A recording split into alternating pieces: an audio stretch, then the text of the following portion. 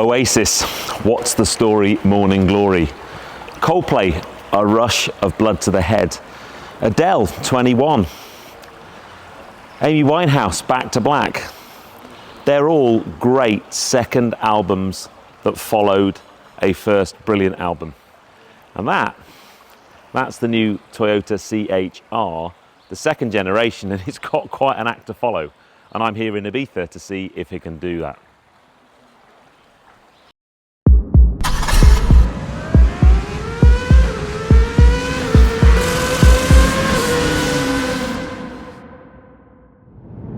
Hey guys, and welcome to Petrol Ped, and welcome to Ibiza. Now, why am I in Ibiza? Why has Toyota brought us here? Well, Ibiza's known for lots of things.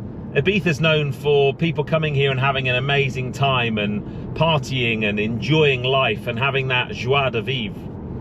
Well, they are all the characteristics that Toyota associate with the CHR. It's fun, it's funky, it's quirky, and it has a lot of character. And the character that you see in Ibiza reflects in the car, and that is why we're here. It's the perfect place, apparently, to put this car to the test. Well, I'm on my way out of the town that we're staying in, up into some nice driving roads to put this car to the test. It's a really interesting model for me. The first CHR we saw in 2016, and it became a massive hit for Toyota. It's their fourth best-selling car, and they've got some big selling cars ahead of it, things like Corolla and Yaris. So it's a really important car for Toyota. But I also like the ethos of the car. So let's go and find somewhere nice where we can park up, and I'll tell you more. Now, I think you'll agree, that's a pretty good backdrop. And in this morning sunshine, it's so lovely to feel the warmth of the sun, especially as we're going into winter in the UK and the weather's been pretty grotty recently. I'm not quite brave enough to take the car down onto the beach and get the next to the water shot, though. I think it's quite fine parked just here. But in the briefing last night, the guys from Toyota said that this car, there were many things in the design brief, but the number one, it must stand out. It has to have this styling that makes it a standout car.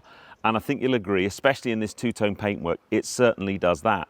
But it needs to, because in the compact SUV segment that it's in, there are some really, really good cars. It's up against the likes of Kia Niro, Nissan Qashqai, VW T-Roc, Cupra Formentor. And those are all really great cars, and therefore you need something to set you aside, something to make it different, something to draw people in. And the first gen CHR certainly did that. And I started off this film talking about the second album. I honestly think that this, from a styling point of view, and I can imagine some of you it's going to be a bit too much, but you know, I am in an island that's known for being cool and funky, and I'm next to a cool and funky car. Now, there's also a lot of stuff around the technology. We'll talk about it when we're out driving, but it's got the latest generation of Toyota hybrid drivetrain. Really interestingly, there isn't going to be a full battery electric version of CHR.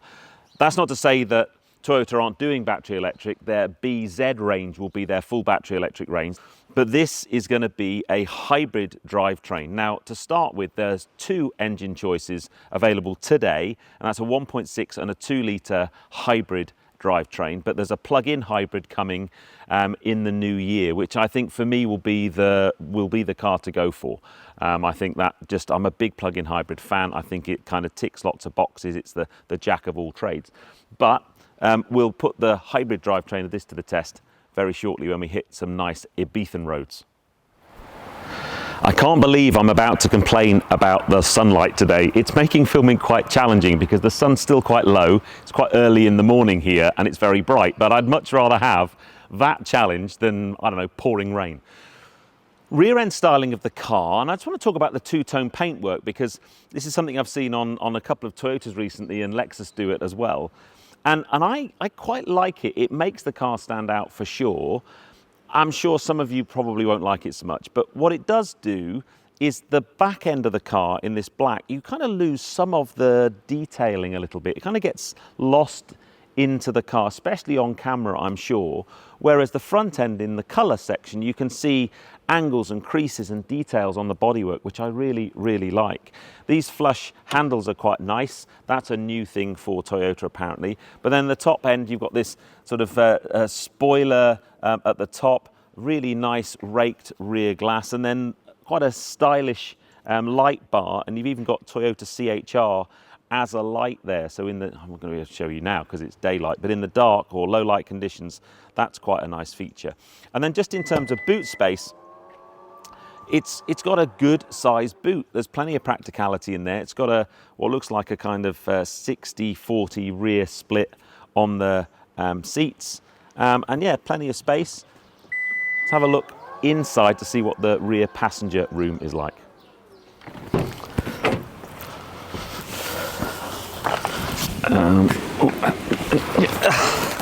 Now, I can get in here and I can put my feet underneath the seat. This seat is set back for me as a driver, and I'm tall. If you're new to the channel, 6'3", big long legs. So once you're in, it's actually not too bad, and I'm sure if you had a less lanky driver, you'd probably have a little bit more leg room. I look at the amount of space on this side behind the passenger seat, and it's much, much better.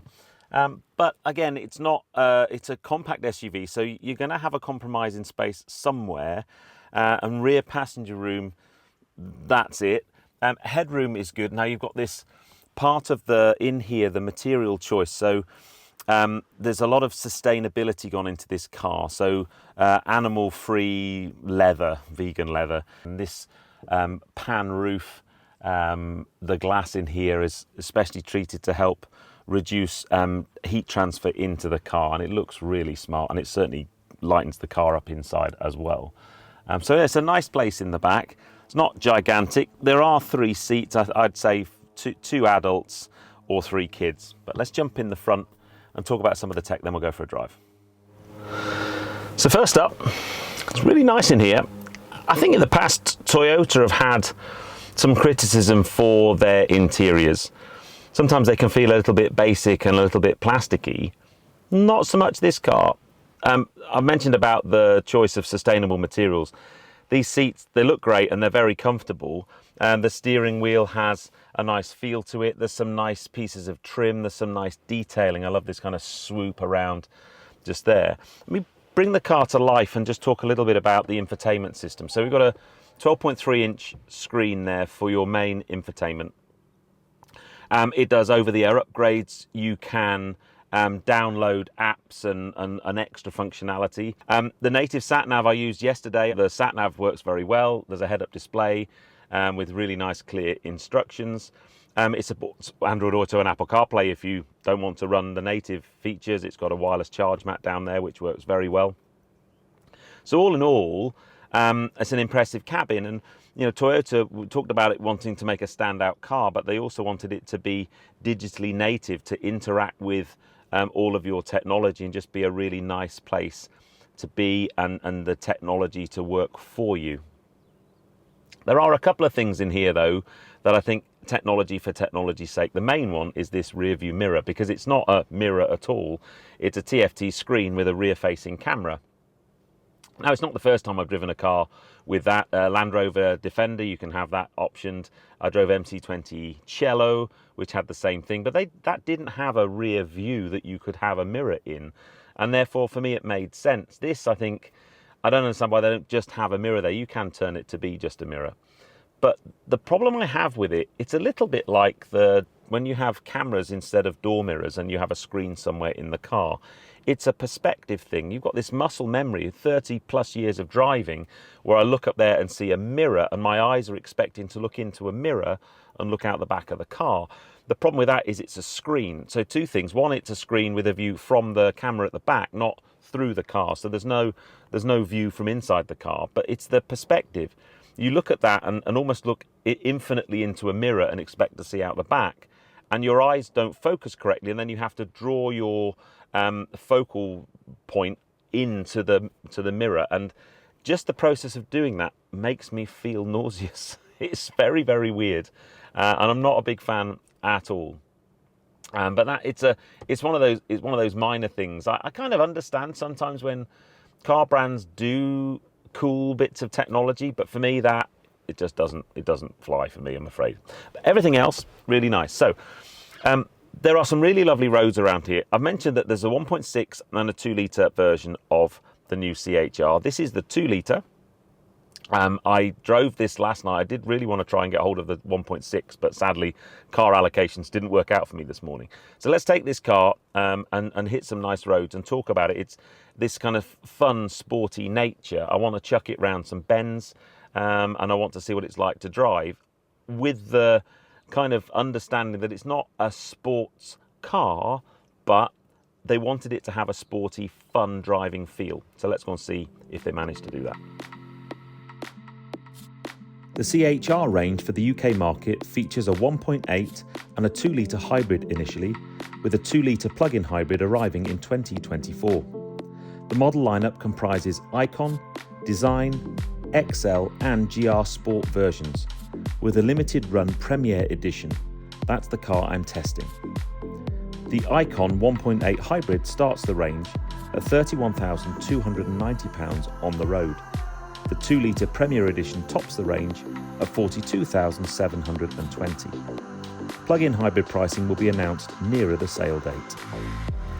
The 1.8 has a max power output of 138 bhp, will do 0 to 62 in 10.2 seconds, and a maximum speed of 106 miles an hour. The 2 litre has 193 bhp, will do 0 to 62 in 8.1 seconds, and has a maximum speed of 112 miles an hour. So let's start off by just driving this car in normal mode on a normal road. It's a hybrid, and it has a really nice, smooth interchange between EV running, so I'm running on pure EV at the moment, and then when the internal combustion engine kicks in, it's a really nice smooth transition. And that's no great surprise, because Toyota have been making hybrids for a long time now, and they're very, very good at it. This 5th generation hybrid system that they've got in the new CHR is very, very competent. I really like the fact that they're pushing the hybrid route rather than the battery electric route for CHR. They have a battery electric range in BZ, and they'll be bringing, I think, 6 new models in the next 12 months or so into that all-electric lineup. But the CHR is hybrid and plug-in hybrid. But on some normal town running, it's very quiet, it's very smooth, and it's that kind of, it's almost the perfect car really, because you have all the elements of electrification, you know, the quietness, the smoothness, the efficiency, but also you've got an internal combustion engine, so you don't have to worry about things like range anxiety.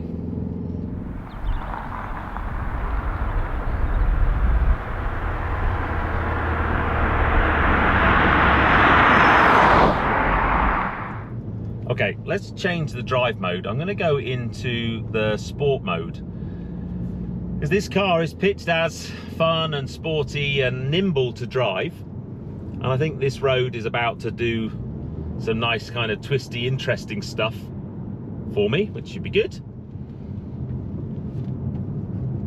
I'm going to go down here.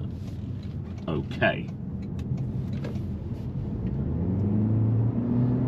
Now, straight away, you'll hear that high revving nature of the engine.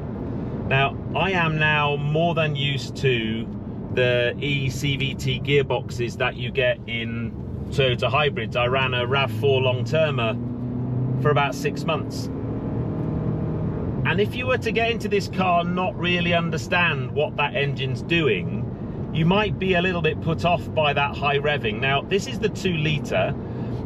My plans for this trip didn't quite work out, because I had hoped that I would get to drive the 1.6 litre as well, because by all accounts that's a slightly different, quieter, less revvy engine. It's not as powerful. They've tuned it in a slightly different way. This 2 litre, to get the extra power, I think it does tend to rev much, much higher, and is a little bit more noisy than the 1.6. And the 1.6 is going to be the car that they sell the most of. They reckon that over 90% of CHR sales are likely to be the smaller engined, lower power version. So let's kind of put that to one side.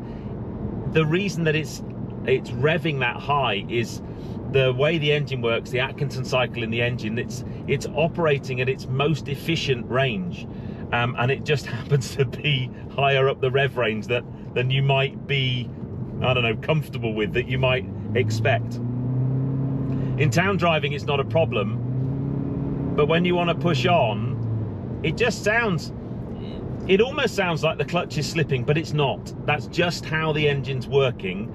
And I remember when I first reviewed the RAV4, I made some comment about the CVT gearbox, and then I went off and did some research and really read into it and really understood it. And it's just how it is. It's how the engine works at its optimum.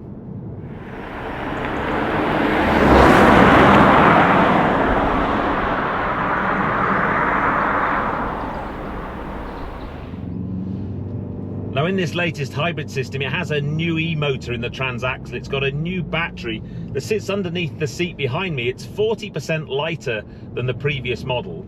And it's also got some new dampers and trick suspension, which means it should be good fun to chuck around the bends.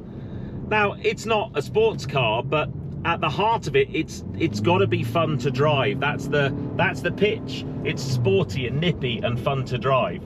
And on this road, I would like some gears, but it's a hybrid. I'm not going to get that. So it does tend to have that kick down feel to it. But in terms of steering, it's got a reasonably nice weight initially, then it gets a little bit light. Brake feels pretty good, and you know, on the whole, it's a nice fun car. You know, it's lower, it's chunkier, it's got a more aggressive stance.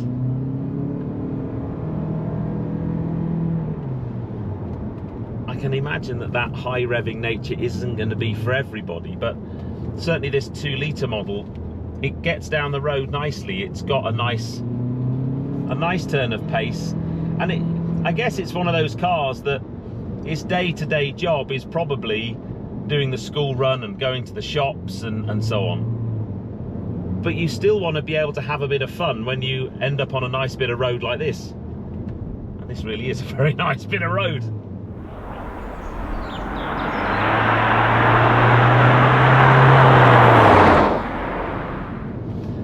Well, for me, it passes the is it fun down a bit of twisty road test, for sure. When you get on the power and you come out the corner, it's there.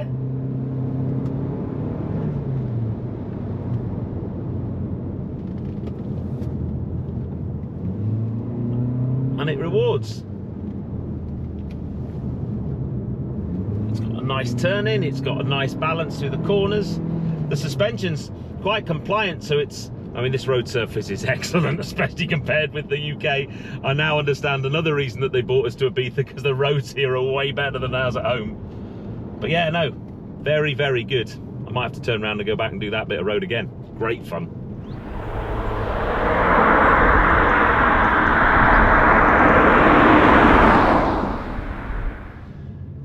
I've got to say, this kind of urban driving, oh, this is really particularly urban, it's the back end of a seaside resort, in a hybrid it's what these cars are made for. They're very quiet and they're very smooth.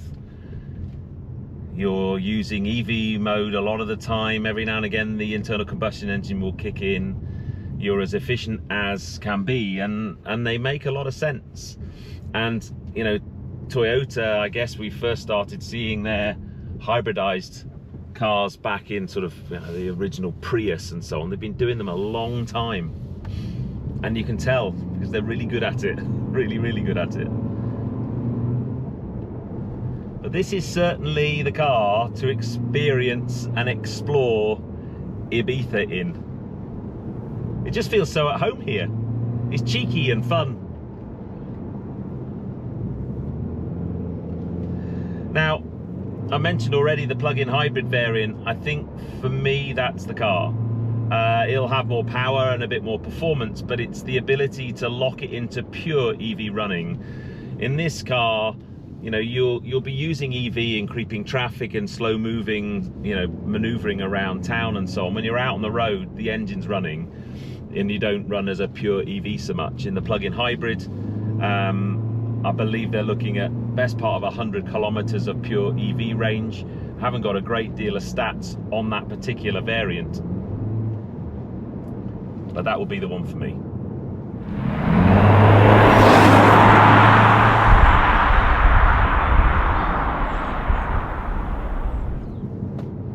So, what are my final impressions on the new Toyota CHR?